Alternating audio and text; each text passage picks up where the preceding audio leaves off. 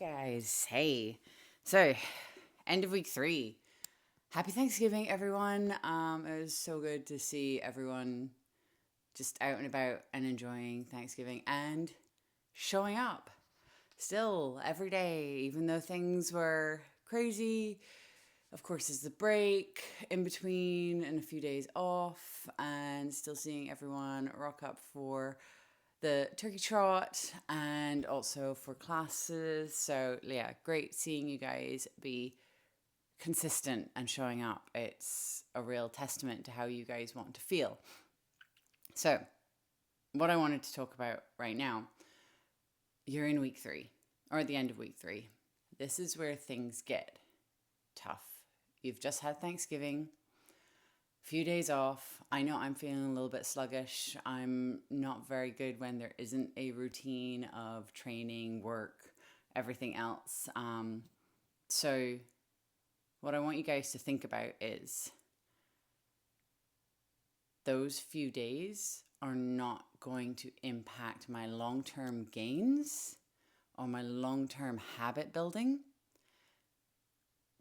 But I have to get back into that routine as soon as possible.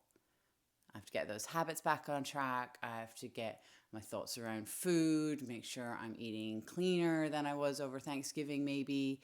Make sure I'm ticking all of those boxes again as soon as possible.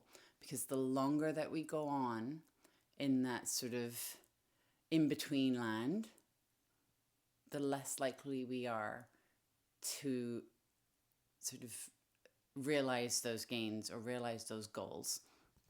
And like I was talking to someone last night, like the amount that you can achieve between now and the end of the next 3 weeks is going to be phenomenal if we can get back on the horse, get things moving again, really focus and concentrate on what we want to achieve in the next few weeks. And I know it's sounds like, oh, really, like, 3 weeks, but you've laid the groundwork in the first 3 weeks. You've done the hard work of thinking about being really present with your choices, building those habits. There was a lot to learn as well, like about all of the different the components. So what I'm asking is that everyone come into the next week and the 2 weeks after that with that real focus. I know some of you are going to be traveling. Okay, so how am I going to set myself up for success? Am I going to go to the grocery store, make sure I have things stocked while I'm traveling? Am I going to make sure I have snacks and water when I'm traveling? Am I going to make sure I get exercise, even if it's just going outside for a walk? If you can't get outside, what is there to do inside? I'm sure I can think up of an EMOM for you to do inside to get you moving for half an hour. So, asking you guys, what's it going to be? Are we going to double down for these next 3 weeks and make sure we're really, really focused coming into the last little bit of the year? Or are we going to let all that hard work go by the wayside? So, just something to think about as we go back into the work week tomorrow. So, choice is yours, guys. Moving on to what's going to be happening in week 4 and what we're going to talk about.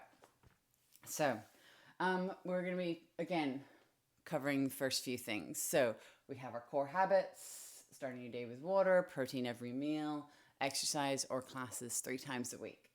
We've talked about macros, our macronutrients, which is our protein, our carbs, our fats, and if you want to be that way inclined, fibers are 4th macronutrient. If you want to find out more about fiber, I know I only did a short video, but let me know. Consistency. Now with this, coming into week 4, I want you guys to look back and figure out what cues helped and what cues hindered you from being consistent.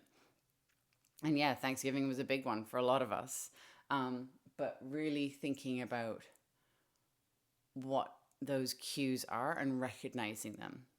It's a lot around that sort of being mindful and self-aware. And think about that reality versus perception. The last few days could have been really difficult when you're trying to be consistent. So, what does consistent actually look like for you? Little bit of a new thing, and Andrew and I are going to discuss this later. Reflection and self assessment. And this is when it gets into what in I've always called like the soft skills. So you're really trying to think why and how. Like, if there's certain things that made you feel good, why did they make me feel good? How am I going to continue that or set myself up so that I can continue to feel good? What didn't work? What made me feel bad? Why did it make me feel bad? And how can I solve that to be better next time?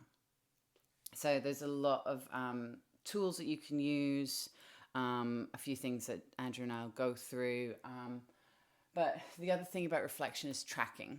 One thing that's, I track my food, I track my workouts in an app. There are lots of things out there, but that's also a way of self-reflection. You can go back and look at how you did in a workout, what you achieved. And then self-experimentation coming under that reflection and self-assessment. You are your best guide as to what is good for you. If you found that any of the amounts of proteins or carbs or fats are making you feel a little bit not right, making you feel better, you increased your carbs, you felt you had more energy, okay, well, let's dig into that. What do we want to try a little bit more carbs? Do we want to stay there and see how we feel for a few weeks? Did doing a certain movement really make me feel good? Did warming up a certain way make me feel better or worse? So just a little bit there around self-experimentation. But what I really want you guys to think about in all of this is we've got 3 weeks. We're at the halfway point. So let's dig deep. Let's get those habits back on track if they went a little bit skew over Thanksgiving. And if they didn't, credit to you guys. That's all your hard work, okay? So I want you to acknowledge that. And then let's move on for those last 3 weeks. Thanks, guys.